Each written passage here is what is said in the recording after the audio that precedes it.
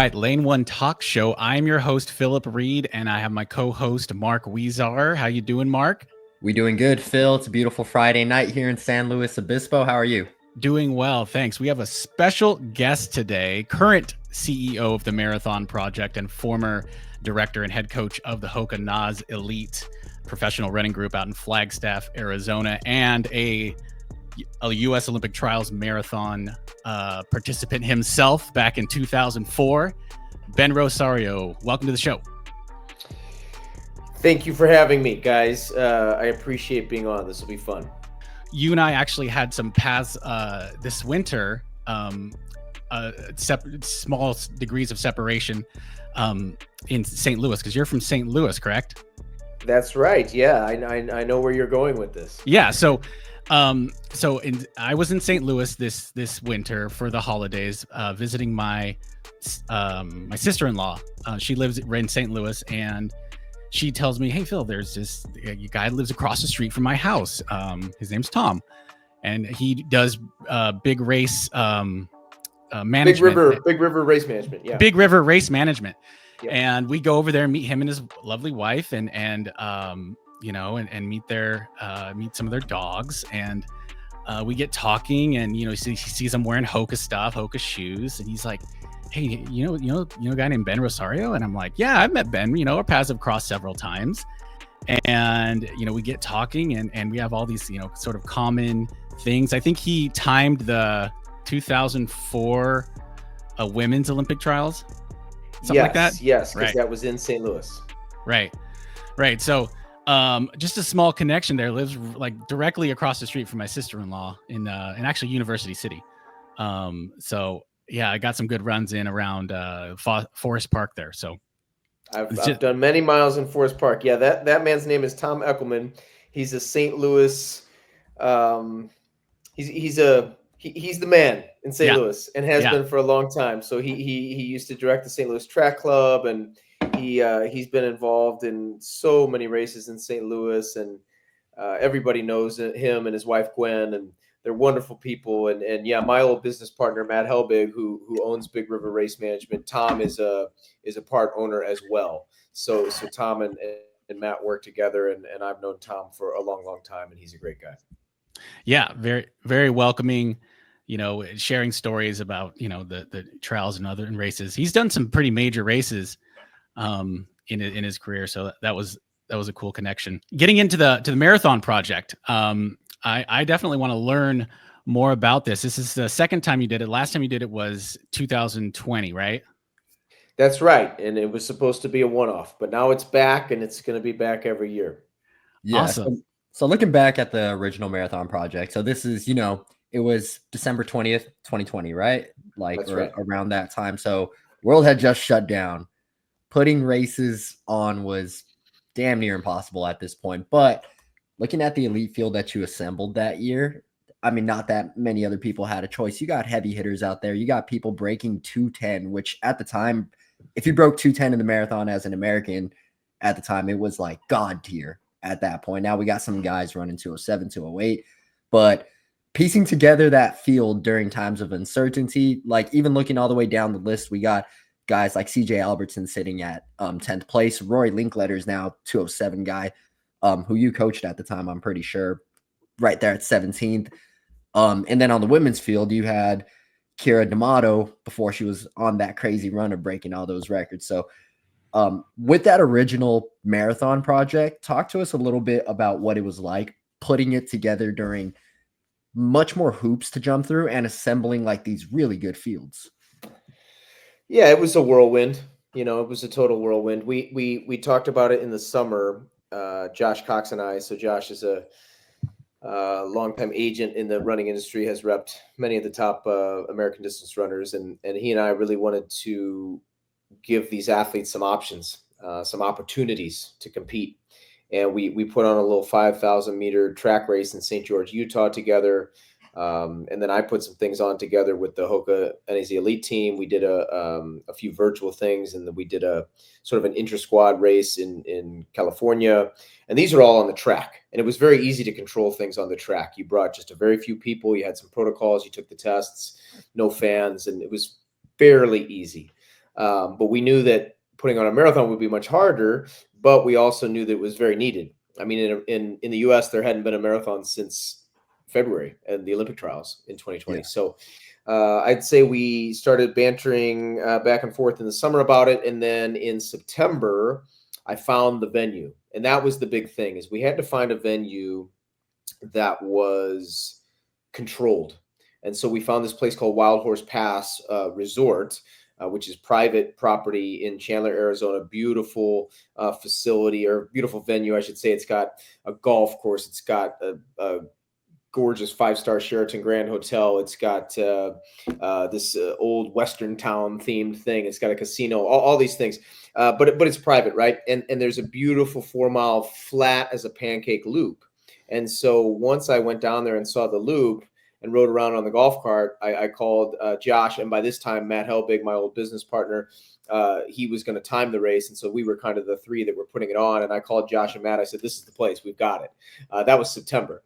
And then the race was in December. So we had 3 months essentially to put it on. Wow. And it was a whirlwind. But yeah, I mean, the nutshell version is that we followed all the protocols. We had a small field, 50 men, 50 women.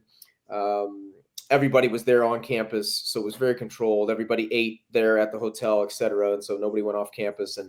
And yeah, we pulled it off. It was amazing. Like you said, 7 men broke 210 U.S. Men broke 210 in one race, which had never happened and still has never happened, by the way.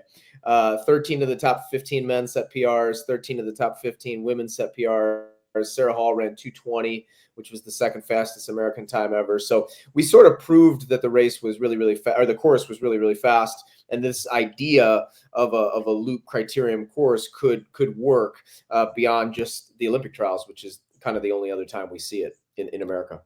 Yeah. Was this the same place that they had the Hoka Project Carbon X at? They did. Now we had ours first, yes, but yes, about a month later, Hoka put on a 100K world record attempt for Jim Walmsley and others, but it was kind of centered around Jim. Yeah, I was a pacer for that one, so I know exactly what the course is like, and you're not lying. That thing is pancake flat. It is fast. Phoenix's weather around that time of year is really favorable. And like you said, it's in a resort on like it's like a reservation, right? Well, it's Gila River Indian Community land. Yes. Yeah. Sometimes when you say reservation, people think you're running through people's neighborhoods. That's not true. Yeah. The Indian community, it is called the Gila River Indian Community. That's the name of the tribe. They do own the land and make they make money off the land for their people. But it's not a reservation, as in people don't live there. Yeah, that makes sense. Yeah, so with that in mind, that you basically had 3 months to put that on, now you're talking about this one like year in advance, basically. Like we're about 10 months away. What do you plan to do different about this one? Because the last one, like you said, it was so stuck into a smaller field. This one seems like it's going to be more for the masses. What are you looking towards putting on different for this event as opposed to the first one? Yeah, it's a lot different. It's bigger and better and grander and more fun and all those things, right? So it'll be a whole weekend. We'll do an expo on Friday. We'll have the pro athlete press conference on Friday, all the hubbub surrounding that. On Saturday, we'll have a 5K open to anyone, all ages and abilities, right at the crack of dawn, 7:20 a.m. And then immediately following, we're going to have what we call the Gold Wave Marathon.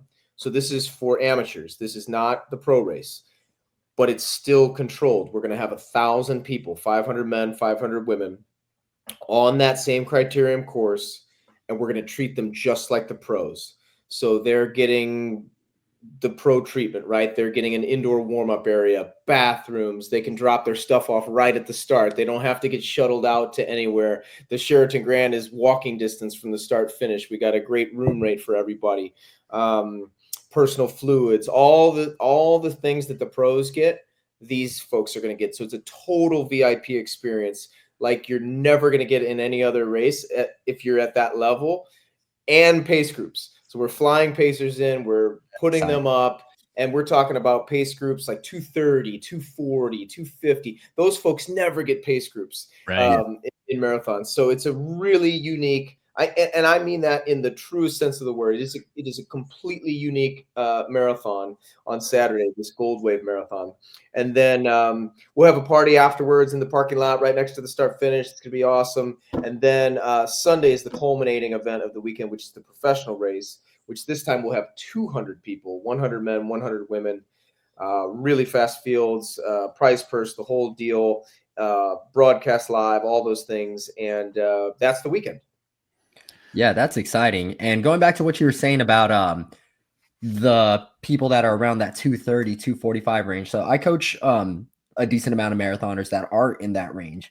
And things like bottle placement is something, or in like fluids, is such a foreign concept, to the point where when I first started picking up athletes, the thing I would say, they would ask me nutrition questions. I'm like, oh, just drink as much from your bottle as you could. They're like, I don't get bottles, dude. Like, I need to know gels. I need to know how many to take. What miles do I take? In that moment, I was like, this is going to take some research. I didn't think about that. So the fact that they're going to get that kind of same treatment, I think is going to be a game changer for them. And maybe even a mental shift, because it's like, you're not stuffing your pockets with 20 goos, or you're not carrying all these blocks around and trying to figure out which products don't mess with your stomach. You actually get those same type of, like, you can go hard on the Martin or the Tailwind or whatever you use in training with the fluids.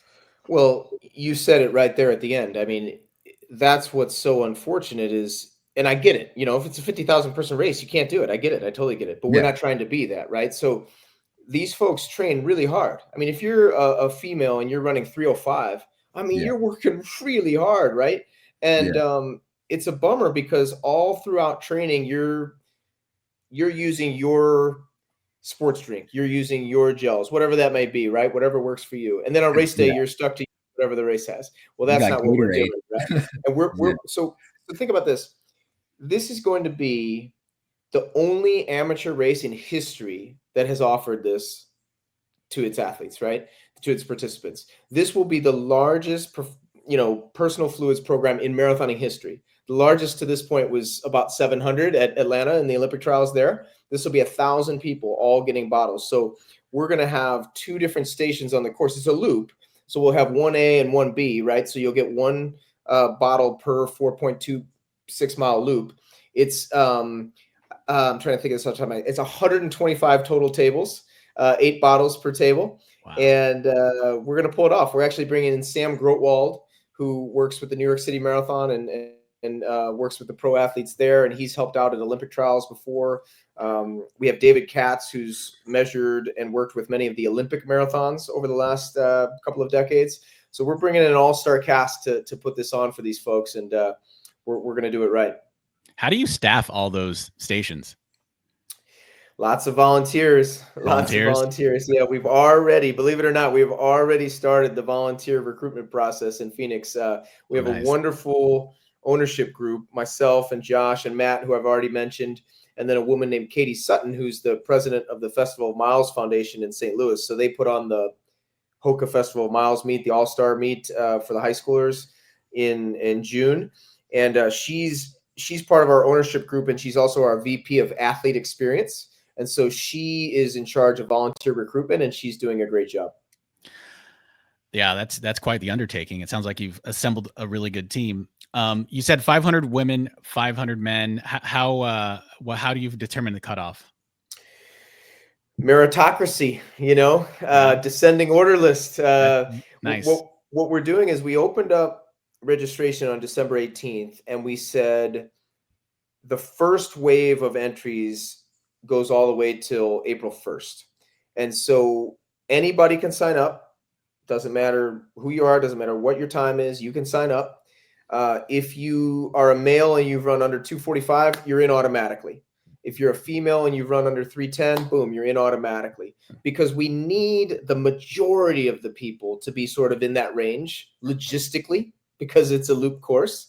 We don't have to have everybody in that range, but we need the majority of people. So we'll process those payments. We'll push those people in automatically. And then on April 1st, we'll just go down the list and we'll take the top 500 men and the top 500 women who've signed up to that point. Now, if we don't have 1,000 at that point, which we might not, I mean, but that's very early to decide. Then we'll open up another wave of registration that'll go to all the way to September 1st. and then we'll do the same thing. We'll just go down the list. So yeah, there is no cutoff until we find out who the people are. Nice. So you're giving everyone that elite experience, which I like. And the other thing that I noticed was the wave starts, right? In the big marathons, you have those waves and you have to get to the start line super early. You're sitting out there shivering and you get right to the start line here. And I think that's going to be a really good experience too. Yeah, let me say something about that too. We're not knocking those experiences. Right. I've done Boston, those are awesome races. Right. We're just acknowledging that there's room for something else and something different. Right. And I think that, to your point, if you've done those races before, you're probably saying to yourself, gosh, I wish I didn't have to sit in this corral for 45 minutes. Gosh, I wish I didn't have to sit in the bathroom line for an hour. Yeah. Gosh, I wish I didn't have to freeze my butt off outside. Well, we've eliminated all those things. Yeah. And so we're creating this experience for you that you've kind of asked for. And we're giving it to you.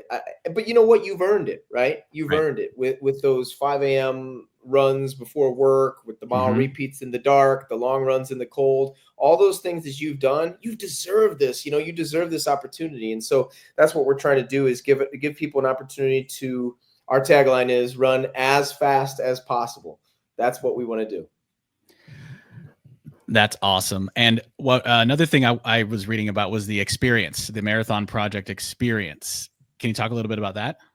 Sure. So that's really my labor of love deal, where I just couldn't get away from coaching completely, even though my focus is definitely on the race and definitely on putting on the race. I really enjoy working with people and coaching. And so I wanted to combine those passions and find a way to create a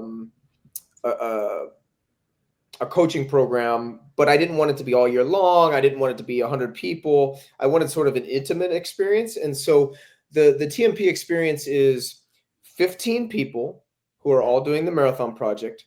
I will coach them personally, individually. I will write individual plans for them. I will talk to them every week. I'll write it just like I would for the pros, same kind of concept, right? And we'll sort of form a team, these 15 people. So I'll talk to each of them a couple times a month, video calls, but then we'll also have a full 15-person team video call once per month. And then we'll come out, I'll bring all those people out to Flagstaff. This is all involved in the cost, or this is all part of the cost. We'll fly them out to Flagstaff for a weekend, and we'll train together, and we'll bond, and we'll go on a long run and all those sorts of fun things. We'll have some cool dinners, meet some fun people. And then we'll meet up again on race weekend. We'll eat dinner together. We'll have a motivational talk, all those sorts of things. And then we'll run the race, and we'll feel like a team. So that's the TMP experience. And that's open to 15 people. You can apply to be a part of that program. I'm sort of looking through all the applications and just seeing who fits. Ideally, we get everybody sort of in the same kind of time range right now. Everybody who's gotten in so far is right around 3 hours, give or take. And I think that's a good kind of range. And yeah, we'll get to 15 eventually. And that program will start, like I said, 16 weeks out with the coaching, but probably 20 weeks or so out is when I'll start really having these video calls and figuring out where each person is in their training, so I can start writing the daily schedule. Yeah. Seems like very much a VIP marathon experience. The whole thing is premier, man, start to finish, everything we're doing. And yeah, I just can't tell you how excited I am. Even today, we just, all of the owner group text was just back and forth. We're working on all these fun things that are coming out next week. When will this podcast come out? I'm going to try and get this done. We have a long weekend, holiday weekend. So I'll try to get it out early next week. Can you wait till Wednesday? Wednesday? Okay. Yeah, I can wait till Wednesday. Yeah. Because Wednesday is when we're releasing all the details about that personal fluids program. So we're going to have a big press release. We're going to have details on the website, step by step. What, we want people to feel really confident that this is going to work, and it will work. And so yeah, if we could release this the day that comes out, that'd be awesome. Yep. We can make that happen. Cool. Yeah. Awesome. So I want to touch on the pro race a little bit, but before I get to that, I wanted to ask the question. So, in your opinion, what would a successful experience look like for the gold race people? Like, if you had to paint out a picture perfect, I'm first time doing this gold race. I've run the Bostons, I've run Houston, I've run LA Marathon. I've done all of these bigger, like big name, big box races. And now, like, I feel I deserve my VIP treatment here. I want to get that PB. So what, in your opinion, do you think would look like the perfect experience for that one? Someone that's maybe a little bit more tenured, that's done these larger ones, but is now trying this because of like the uniqueness that your project has to offer. Well, what I hope is that they get a PR or that they run whatever time they want to run, but I can't guarantee that. Some of those things are out of my control. Yeah. But as far as what we can control, we want to knock their socks off, right? Yeah. Start to finish, from the time they sign up to the time they leave Wild Horse Pass Resort. We want them to enjoy their experience. I'll give you an example. Even now, when people who sign up and get in, when they get in, they're getting a personal email from myself or from Katie, congratulating them on getting in, asking them if they have any questions. I mean, you can't do that with a 50,000 person race. You can't have this one-on-one interaction. And so we're trying to make it intimate and premier from the get-go. And so when you're asking me what would make it a success, well, I want them to leave feeling like we gave them every opportunity to run as fast as possible. I mean, that's our North Star, right? Give these folks every opportunity to run as fast as possible and enjoy it, right? Enjoy the weekend. And I think some of the things they're going to be able to do that are so different than anything they've been able to do before, I think those things are going to be really well received. And I know this athlete. I've worked with this athlete for so long. I used to own running stores. And so I've talked to so many people that are sort of in this range and have done the big races, as you say, and have these sort of, little nitpicks with those races. And we're just trying to eliminate all those things and just give them that professional feel. Yeah, that's amazing. That is, I think that's something that's going to be difficult. Like, of course, they always say there's always going to be knockoffs at some point, like in the future. But like, I think that's something that's incredibly difficult to replicate because of how the authenticity that you're offering there and the uniqueness. I don't think that we see the marathon landscape as this giant ecosystem, right? And we're just a small part of it. We're very niche. We know that. I don't see a bunch of these popping up all over the place, nor should they. Maybe not in the form of a marathon, but I'm saying like trying to offer something similar. Yes, correct. My point being, we can't be everything to everybody because of the nature of our course. It's a loop course. So we can't have 50,000 people anyway. So it makes sense for us to make it niche, to make it premier, to make it VIP. And that's what we're doing. We're just essentially playing the hand we're dealt because we found this awesome course. We proved that it's fast.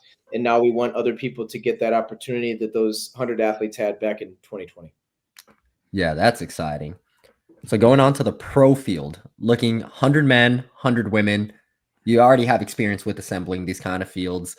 You have the pace group set to 206 and 235. We're talking 206s are like Galen Rupp's in terms of like those. That's the most recent. And like Connor Mance running those times, Clayton Young being in that area. Do you have any athletes that are in that 206 range that maybe have given you the signal like, hey, like this might be the day to do it? Or we actually have a 207 guy that's already signed up. 207 guy already signed up? Yeah. Are you allowed to say who? Or no, not allowed to say. Not allowed to say. But no, we're very keen to operate in the same way that we did in 2020, meaning we're here for you guys. We're here for the athletes. So if athlete X comes to us or their agent comes to us and says, hey, my guy wants to break the American record. Hey, we're open to that. Right? We can try to set that up. Or, hey, my athlete is a Canadian female and she wants to break the Canadian record. Can we set up a pace group for that? We're open to that. Right? That's so cool. That's what we're trying to do. And we're trying to do it here in America, North America, right? You've got American athletes, Canadian athletes, Mexican athletes flying all the way over to Valencia on their own dime just the hope to set these people, hey, let's do it right here. Let's do it right here. And I think we can. Yeah, no, that is one thing. Just because, like you mentioned, I'm glad that you mentioned Valencia in particular, because Valencia has essentially taken the identity of like what the people trying to hit the trials qualifiers are like at CIM.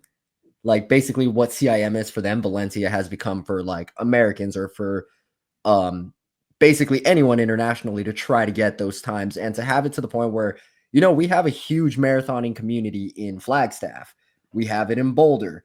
Rather than taking one of those like 16-hour flights or however far it is to Spain to try to run a fast time, overcome things like jet lag, overcome things like, you know, you can get food poisoning, bad sleep, you pick a wrong part of town to stay in, all the things that could possibly go wrong. It's like, if you are someone training in Flagstaff, that's a drive down a couple nights before or like 2 nights before, staying in a hotel and basically being in the comfort of like familiarity.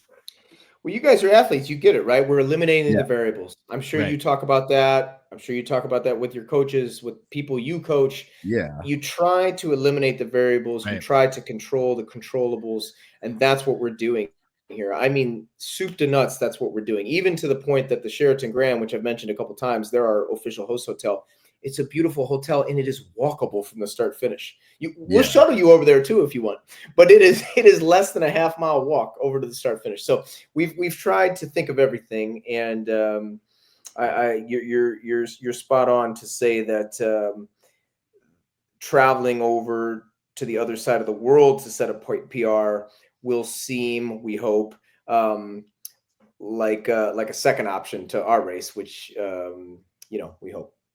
Yeah. And you kind of see that happening with like domestic places like Houston now is probably like, and people go there to run a fast half marathon. You don't see as many people flying for Valencia half, even though that's like where the world record set is, because like we have something in our backyard. And similar to what you're saying about the host hotel being walking distance, that was something that when I was listening to the On Guys, their podcast, that they were raving about was like, I've never done a race where I finish and my hotel's at the finish line. I can just go in.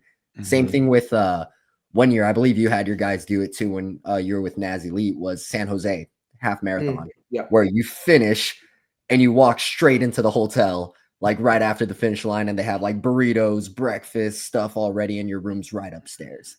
And those kind of things are like unique rather than shivering with the fire blanket, waiting for the next shuttle to come so you can get taken back like 4 miles back to wherever your hotel was. Yeah. I mean, we're fortunate, right? A lot of it is inherent with the nature of our venue, but that's what we're trying to promote, is that idea that this is going to be really easy logistically, so you can just focus on running fast. That's a good point. It's you're keeping it simple, right? You're keeping a lot of the things simple, and you're controlling a lot of the variables. In future iterations of this race, I see this being a really great opportunity when the trials window opens up again. That'll be definitely a popular venue. Yeah, we're very hopeful that the trials window will open before our race this year in 25. We're hoping that it will open sometime in the fall of 25. That hasn't been released yet. I have no inside knowledge of that, but that's my hope. And if that is the case, I'm certainly happy to say right here that we will provide pacers at the Olympic trials qualifying times in the pro race, and we expect those groups to be very large. That's great. That's encouraging. Cool. Well, thank you for sharing so much about the marathon project, and you've been involved with a lot of distance running, whether it's coaching or racing. How did you get into those? How did you get into coaching? What was your first sort of coaching opportunities?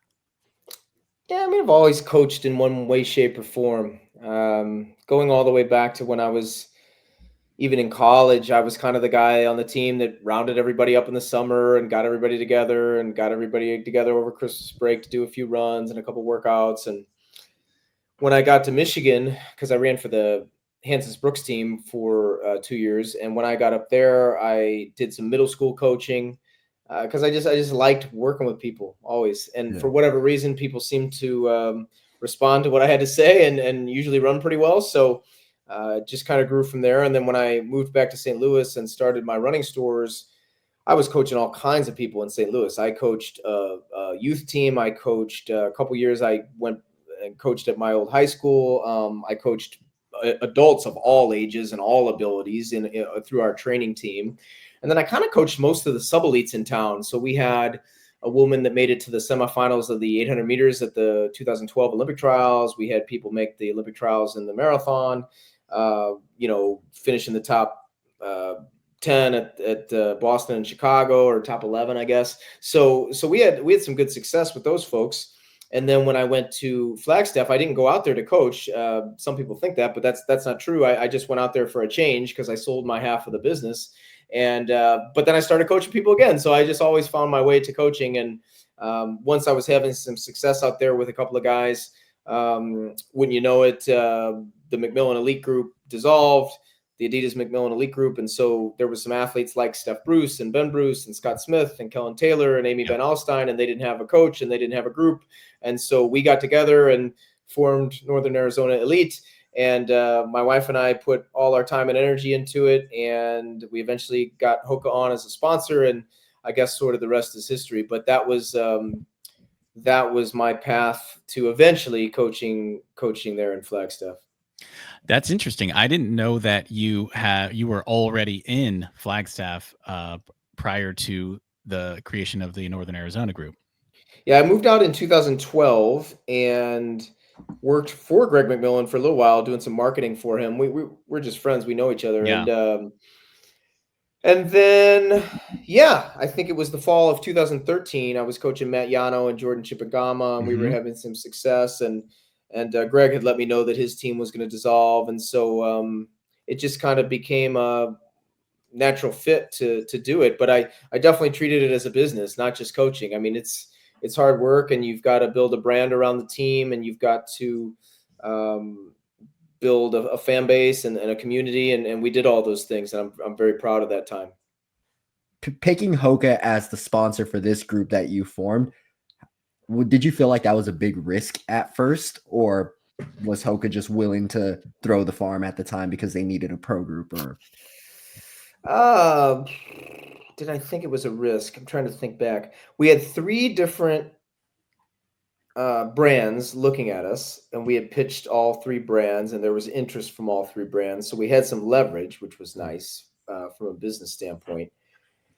I liked that they were new. I thought that was a good thing for us because that meant we could grow together. I mean, we were new as well, and we were trying to build a brand just like they were trying to build a brand. So there was a lot of synergy, I thought, between their brand and what we were trying to do. And that turned out to be the case, right? We grew together. And so I don't remember thinking of it as risky, but then again, I couldn't be very picky, could I? We had to get somebody. No, at the end of the day, it just all worked out. It was the right brand for us at the right time, and we grew together, and those were wonderful years. Yeah, I mean, Naz Elite is still signed with Hoka, so that's something that you created for quite some time, right? Yeah, I mean, I'm hopeful that, when I left, when I sold my half of Big River Running Company, my stores in St. Louis, it was sad in a way, of course, but guess what? They're still around and they're still doing great. And I'm sure the team will do great for a long, long, long time without me. So it's all good. And I'll be their biggest fan. That's always great to sort of leave a place better than you found it. Right. Cause I've I coached high school. I stepped away from high school, and, moving on to doing this sort of thing, it's always nice to still cheer for the team. And because I still work at the high school that I coached at, I at a different level, I definitely think that's true. Looking at some of your years that you've coached, what are some of the most impressive workouts that you've seen? We're going nerd stuff now. We got a nerd following. So yeah, I kind of we talk a lot of we talk about double threshold. We talk about all sorts of training stuff. What are some of in your time as a coach, what are some of the most impressive workouts that you've seen? Well, certainly, as you could imagine, some of the things that Alafine Tuliamuk did leading up to the 2020 trials were sick. I mean, just sick. We did a 20 miler where the first 10 miles were run at 6:30 pace out on Lake Mary Road to kind of put a little junk in your legs before the next 10 miles, which were then meant to be at marathon effort. But she ran the first 10 mostly around 6:20 or even a little bit under, which was easy, but still.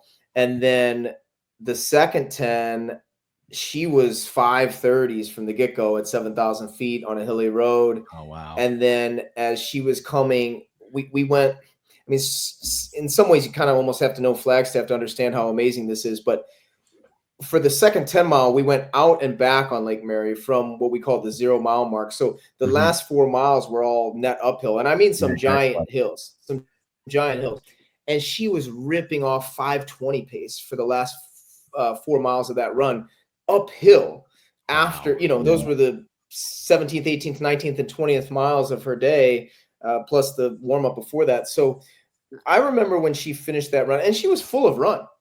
So I remember as she finished, that was 4 weeks out from the trials. I was like, you can win the trials if you can do that 100%. Like there can't be more than a couple of people that could possibly just do that, what you just did. So I remember thinking that was pretty amazing. Scott Falble, before he ran 209 at Boston in 2019, I took him out to this place called Sunset Crater, which is this giant historic site a little bit outside of Flagstaff, formed by this volcano way back, hundreds of thousands of years ago. And they've turned it into this historic site, but it's got this 30-mile horseshoe loop that starts at about 8,000 feet, drops all the way down to 5,000, and then climbs back up to almost 8,000. Wow. And I had him do a 16-mile portion of that where the first 5 miles were pretty much downhill, and then it rolled a bit, and then there was a giant 2-mile uphill that he couldn't even break 6 minutes on. That's how steep this uphill was. And then the last 4 miles was pretty flattish, and so that was his opportunity to kind of let it go and see what he could do. And so the idea was that he was supposed to do the whole thing at marathon effort and keep the effort exactly the same the whole time, no matter if he was going up or down, and just let it flow, right? So early on, he was running a lot of 450s, even though it was at altitude, because it was downhill. Then when he got to the bottom, he was kind of running like right around 5-minute pace. And then when he went up the hill, like I said, he was like over 6-minute pace. But then for his last 4, he was ripping 450s. And I think he had like a 445. And I said, oh, this dude is going to smoke Boston. And of course he did. So those are a couple that stand out. Yeah, what did he wind up getting that year? He got like 3rd, right? He got 7th. Oh, 7th? Oh, okay, yeah. But he was right there. He was leading through the Newton Hills. He was in the lead pack with 4 miles to go and battling. So it was really very fun. Yeah, I remember hearing like a little snippet somewhere where he said like, I can't believe I'm leading at Heartbreak Hill or something like that, like a Boston. And to me, I was just like, that is a dream come true for like 99% of runners. Yeah. That was really cool. Yeah, sorry, I cut you off, Phil. I'm just agreeing with you that when he was doing that, it was pretty awesome. That was certainly one of my favorite races during all those years, and we've had a lot of them. So yeah, a lot of great memories. And was that intentional for the preparation for Boston, having that downhill? Oh yeah. That was a total Boston workout. I would never do that for any other race. Right. Yeah, it was the closest thing I could find to simulate Boston, where he started downhill, then sort of was kind of flattish, then a big uphill, and then kind of flattish again at the end. And I think it worked. Yeah, it certainly did. He ran really, really well that year. Yeah, I think the thing that impresses me the most too is he was probably the one guy in the field without super shoes at the time. I think he ran it in like Hoka Carbon Rockets, which at the time were really, really zero drop shoe, really stiff EVA foam with a really stiff carbon fiber plate, while everybody else was like in Vaporflies, and still managed to run. I think that might still be his PB, right? To date. I think he ran just a touch faster one time. Yeah. Yeah. And probably in like Vaporflies. So like the fact that he did that pre super shoes to me, I think is pretty damn impressive. Well, thank you. Yeah. Do you want more workouts or what? I think Phil was about a segue right there. Yeah, just kind of on that, kind of like related to workouts and stuff. You know, looking at people in the marathon in general, because you've had a lot of success coaching people in the marathon. What are some of the misconceptions, the things that people like hyper focus on that maybe aren't as important? You know, some of the things, some of the fads that you think people like really get behind in marathon training or long distance training. Whew, Things that are overrated. Yeah. I mean, in general, I think what Americans have gotten wrong for a long time, and this was what I based a lot of my marathon training on, was just the fact that we grow up in a system that is very track oriented. You know, in high school, we all want to run the mile, right? We all think we're milers. Then maybe we run the 2 mile. Okay, yeah. Then we go to college, and okay, maybe if we're not a miler, we get moved up to the 5,000. But you know, it's still a track race, you know, and it's still short. It only takes, depending on who you are, 13 to 16 minutes, right? And we do a lot of repeats on the track, and we just grow up used to workouts that are really and a training system that is really more focused on being the best you can be at distances that range from 1,500 meters to 10,000 meters. And so oftentimes when we move up to the marathon, we really just keep training like we were training before, but we add a long run. But it's like, yeah, but that's not enough though. You have to fully commit to marathon training. The event is so different than a 5,000 meter on the track. And so workouts that used to be your go-tos that you think prove that you're fit mean very little. And so like a guy like Fauble, when we were training, I mean, you know, he never did track work. You know, Right. I mean, we were doing 3x3 miles and 2x6 miles and 16-mile steady states. Now we would touch speed for sure. You know, maybe we would find a road and do 20x300, right? And maybe we would do some hard hill repeats. We did things like that. We touched VO2, we touched 5K pace, but those were actually days that weren't that hard. You know, maybe 20x300 isn't that hard, you know, and 200-meter jog, you know.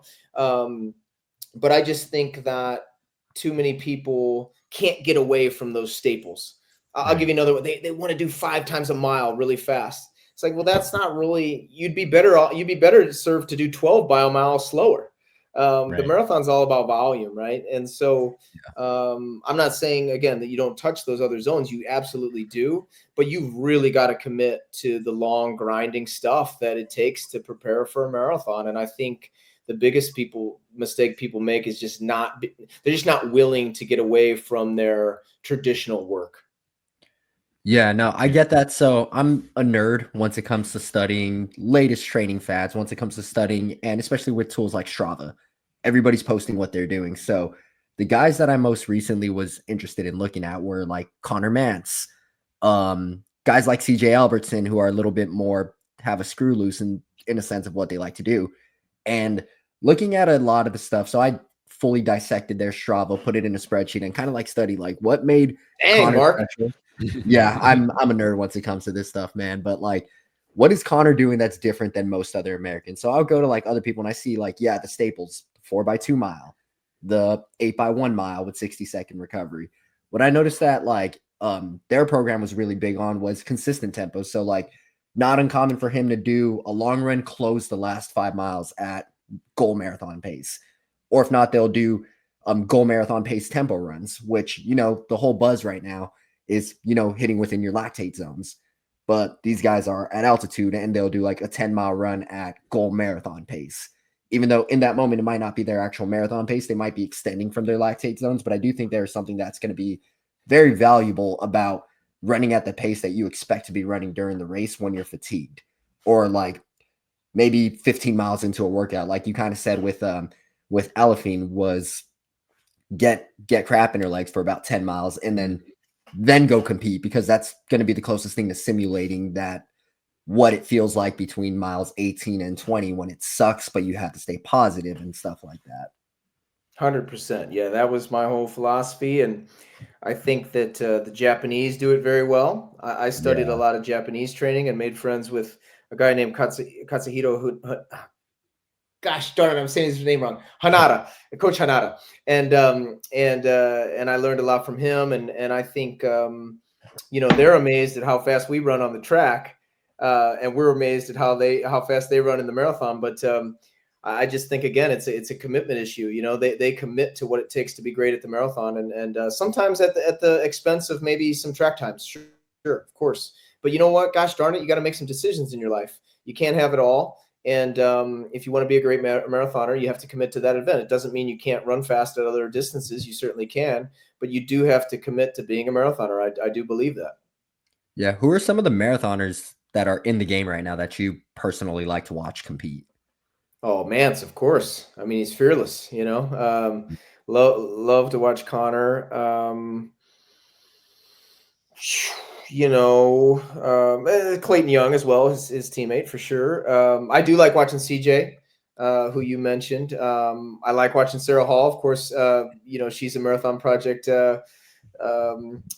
She's an alumni. That's right. She's forever in our hearts. So I like watching Sarah, and of course I like watching all the athletes that I coached at NEZ. So I'm a fan of a lot of people, but I'm trying to think too. Internationally, somebody I really like. I really like John Career. I know his coach Ron Mann, and I thought John's trajectory and the way he chose what races he was going to do as he went throughout his career led to him eventually winning Chicago this past fall. And I think he's made some really good choices, and I like watching John race as well. Yeah, those are some exciting runners to watch too. A personal guy that I root for is he also won the Marathon Project. I'm not just name dropping it because it's your event, but Marty Hare here, just because he was one of the guys at Syracuse when I was in college. So like with that Justin Knight and Colin Benny kind of like era. And so I followed him on Strava and kind of have been following his career since. And one thing I heard about him when he was at Syracuse was he was the number one guy his whole career. And then all of a sudden got dethroned by like Justin Knight and Colin Benny. And I heard he took it like a champ to where he was happy for their success. And I do think that's like very admirable in a person when you're still running well, but your teammates become better than you and you can still encourage them to get better. And then post-college, the dude becomes, I think he goes to medical school. And I'm seeing his Strava and he's running at like 4 a.m., has a baby, like doesn't sleep. And then he goes out and runs like 208 or like 209 low. And probably he ran 2:59. 208.59, you said? That's what he ran at Marathon Project. Yep. Yeah. Wow. So he runs really fast and he's in medical school, has an infant kid. Dude is living what me and Phil like to call the blue collar life, where it's like we don't get to take naps. We don't get to, we get up in the morning, we got to go to work. We got to hit our doubles on our lunch or butt crack of dawn and then get off of work and go for our second run.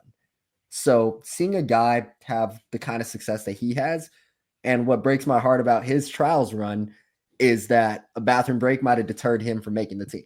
So looking at a guy like that, he's one that I like to watch just because like it's relatable to most marathoners where they're living this blue collar life and they're getting up super freaking early and he's still going out and like contending to make teams.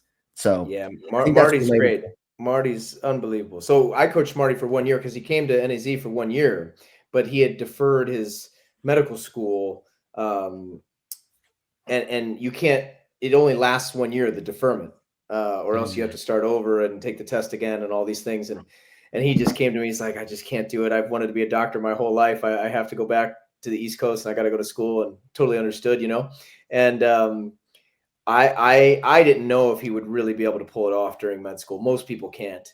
And he did, to your point, and it was amazing. And I think that's why you see such joy in his pictures after the Marathon Project, when you see him with the medal and when you see him on the stand and the top 10 picks and all those things. I mean, he's just smiling ear to ear because of all the things you said. And I know I'm bringing it back full circle now to the Marathon Project, but he couldn't be a better ambassador for our event, right? Because of everything you were just saying. The Gold Wave, which is the unique portion of our event, I think, he is the poster child for those folks, right? They also have to get up and get their run in after work. They also have to sneak in 30 minutes at lunch. They also have to hop a fence and get on the track and do some repeats, And it's just, that is what, these are the people that we want to have come do this race. And you know, if they could have half the success that Marty had that day, we'd be all right, huh? Yeah, I think we just came up with your first ad on who's going to be your first ambassador. There you Just go. a quick phone call. Yo, can you give me a quick 30-second ad real quick? Awesome. Yeah, so I got this last one for you. What are 3 pieces of advice for these people in the gold wave that maybe have never been in this kind of experience that is so different that you think could lead to success on race day? That would be very different from the big box events. Yeah. Well, number 1 would be you've earned this, right? If you're thinking about it and you're wondering, oh, because it's expensive, it's $500 to do it, you know, because it's a VIP experience, all the things I've talked about. I would just say you've earned it, you know, like give yourself this opportunity because you've earned it. That would be number 1. Number 2 would be if you haven't had that pro experience, which you probably haven't, you have no idea how awesome it is to not have to worry about all of those logistical items. You have no idea how awesome that is. I mean, the pros, they have it pretty darn good. So that would be number 2. Just experience that pro. You'll want to experience that pro weekend, I suppose. And then number 3, I think, comes down to the course. You know, nobody that is, you know, the gold wave type, unless they did the Olympic trials years ago or something, has experienced that criterium course type of marathon. And oh my gosh, it's so awesome. You get in such a good rhythm instead of having to go way out, you know, and you're running all over New York City or Chicago. To get in a rhythm on that 4-mile loop it's almost monk-like. You know, you're just ripping off split after split after split after split. And I would just encourage them to, if they're going to do the marathon project. Okay. So if I already convinced them with points 1 and 2 and they're going to do it, I would encourage them to do a lot of workouts that are really monotonous, where they're running on flat surface, mile after mile, split after split, same, because that's what the marathon project is going to be. And so, you know, practice for it. Those are some great tips. And man, I'm kind of feeling like I want to sign up now. Yes. Hey, I am making my marathon debut that winter, so if you guys don't sign up, you better at least come and pace for us, huh? We might have to. Yeah, seriously. Maybe do some media. There you go. Cool. Well, thanks for joining us, Ben, and taking some time away from the dance recital to talk with us. I learned so much about the marathon project, and you know, good luck with everything. And it sounds like everything's coming together. Looking forward to hearing the updates and the progress. Yeah. Thanks for having me, you guys. All right. Well, thanks for listening, everybody. Make sure you like, comment, subscribe to Lane 1 Talk Show for more fun content. We'll see ya.